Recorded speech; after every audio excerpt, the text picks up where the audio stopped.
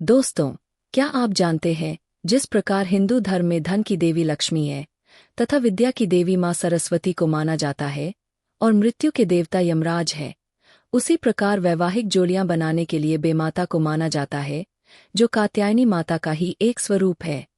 इंसान चाहे शादियों के संबंध जोड़ने या तोड़ने की जितनी भी कोशिश कर ले, होगा वही जो बेमाता ने हमारे भाग्य में लिख दिया है। जिसके भाग्य में विवाह योग नहीं लिखा, वह चाहे लाख कोशिश कर ले, उसका विवाह होना संभव नहीं है। दोस्तों, बेमाता के संबंध में एक कहानी बहुत प्रसिद्ध है। बेमाता की एक पुत्री थी। वह बचपन से ही अपनी माता को सभी के वैवाहिक संबंधों का भाग्य लिखते देखती थी। एक दिन उसने अपनी माता से पूछा, माता, आप सभी का भाग्य लिखती है, मेरा विवाह किससे होगा? मुझे भी बताओ। उसकी माता ने उसे कहा, पुत्री, अभी तुम बहुत छोटी हो, बाद में बताऊंगी। बच्ची जिद करने लगी, तो बेमाता ने उससे कहा, ठीक है, जब तुम 18 वर्ष की हो जाओगी, तब मैं तुम्हें बताऊंगी। फिर समय बीतता गया और उनकी पुत्री जब 18 वर्ष की हो गई, तो उसने अपनी माता से एक दिन पूछा, माता, आपने मुझे वचन दिया था कि जब मैं 18 वर्ष की हो जाऊंगी, तो आप मुझे बताओगी कि मेरा विवाह किससे होगा, इसलिए अब आप मुझे बताओ। बेमाता उसे अब भी टाल रही थी, किंतु उसने अपनी माता की एक न सुनी। फिर माता ने मजबूर होकर उसे बताया, पुत्री, ईश्वर की इच्छा और पूर्व जन्मों के कर्मों के हिसाब से सभी के विवाह संबंध जुड़ते हैं, इसलिए तुम्हारे योग में तुम्हारा विवाह तुम्हारे पुत्र के साथ होगा और यही अटल सत्य है। अपनी माता की यह बात सुनकर पुत्री बहुत क्रोधित हो उठी और अपनी माता को भला बुरा बोलने लगी। उसने अपनी माता को चुनौती दी कि ऐसा मैं कभी नहीं होने दूंगी। वह उसी क्षण घर छोड़कर चली गई। चलते चलते वह घने जंगल की ओर निकल गई, जहां दूर दूर तक कोई मनुष्य नहीं दिखते थे। वहां उसने अपनी एक कुटिया बनाई और उसी में रहने लगी। वह कुटिया से बहुत कम निकलती थी। कुछ समय पूर्व जंगल से एक साधु गुजर रहे थे और उन्हें बहुत प्यास लग रही थी। आसपास जल कहीं नजर नहीं आ रहा था। कन्या को साधु की आहट सुनाई दी। साधु कुटिया के बाहर जल मांग रहे थे। उसने कुटिया से झांक कर देखा, साधु खड़े थे।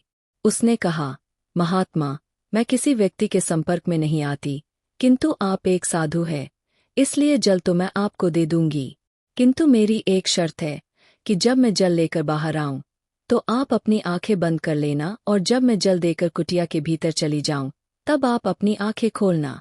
साधु ने उसकी शर्त स्वीकार कर ली।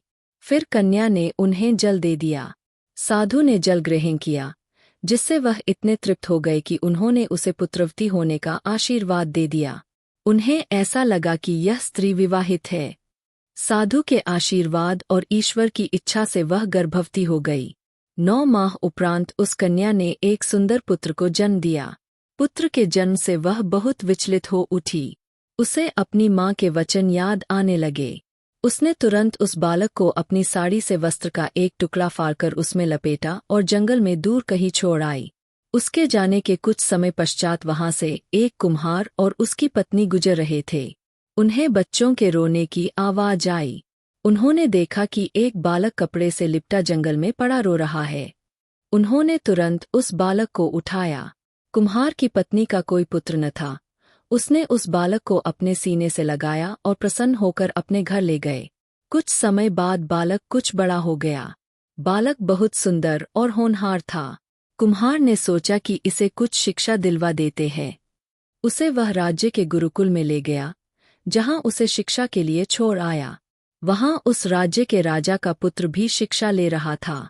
उसे कुम्हार का पुत्र बहुत पसंद आया और उसने उसके साथ मित्रता कर ली। बच्चे समय के साथ बड़े हो गए। कुम्हार के पुत्र को राजा का पुत्र अपने राजमहल में अक्सर ले जाया करता था। राजा और रानी को भी वह बालक बहुत पसंद था। एक दिन राजा का पुत्र और कुम्हार का पुत्र जंगल में घुड़सवारी के लिए निकले। वहां वे थोड़े अलग दिशा में भटक गए। कुम्हार का लड़का बेमाता की पुत्री की कुटिया की ओर चला गया। कुटिया में उसने घोड़े के पैरों की आवाज सुनी तो वह बाहर देखने आई। उसने घोड़े पर एक सुंदर और बलिष्ठ पुरुष को देखा। उसे लगा ये तो कोई राजकुमार है, तो वह उस पर मोहित हो गई। वह लड़का भी उसे देखकर मोहित हो गया और कुछ समय में उनमें प्रेम हो गया। कुम्हार के पुत्र ने यह बात राजा और रानी को बताई, तो उन्होंने बेमाता की पुत्री से बात कर उनका विवाह करवा दिया। विवाह होने के पश्चात बेमाता की पुत्री को अपनी माँ के वचन याद आ गए। उसने अपनी शंका दूर करने के लिए लड़के से उसकी आयु पूछी। उसने कहा, मुझे तो नहीं मालूम, अपनी माँ से पूछ कर बताऊंगा। उस लड़के ने अपनी माँ से पूछा तो उसकी माँ ने कहा, यही कोई 20 वर्ष के आसपास होगी। बेमाता की पुत्री ने कहा, आपका पुत्र है और आपको इसकी आयु ठीक ठीक नहीं पता, मुझे सत्य बताओ। इस पर कुम्हार की पत्नी ने कहा, माफ करना पुत्री, यह हमारा अपना सगा पुत्र नहीं है, यह हमें जंगल में मिला था। इस पर बेमाता की पुत्री सन्न रह गई। उसने कहा, इसने उस समय वस्त्र कौन से पहने थे जब यह आपको मिला था? कुम्हार की पत्नी ने बताया, यह एक साड़ी के टुकड़े में लिपटा मिला था। इस पर बेमाता की पुत्री ने कहा, वह वस्त्र का टुकड़ा अभी भी आपके पास है। कुम्हार की पत्नी ने वह वस्त्र का टुकड़ा ढूंढकर उसे दिखाया। यह देख बेमाता की पुत्री सन्न पड़ गई और रोने लगी। सब लोग उसे रोने का कारण पूछने लगे। इस पर उसने बताया, मेरा विवाह जिसके साथ हुआ है, यह मेरा ही पुत्र है। मैं जीवन भर जिस सत्य से भागती रही, पर नियति ने उसे पूर्ण कर दिया, और वह वहां से रोती हुई चली गई और नदी में डूबकर अपने प्राण त्याग दिए। तो दोस्तों, आपने देखा, विवाह संबंध मनुष्य के जन्म लेने के 6 दिन बाद ही बेमाता द्वारा लिख दिया जाते हैं। नीति ही तय करती है जब जिसके साथ होना होता है। कोई भी माध्यम बनाकर हमें हमारे जीवन साथी से मिलवा देती है।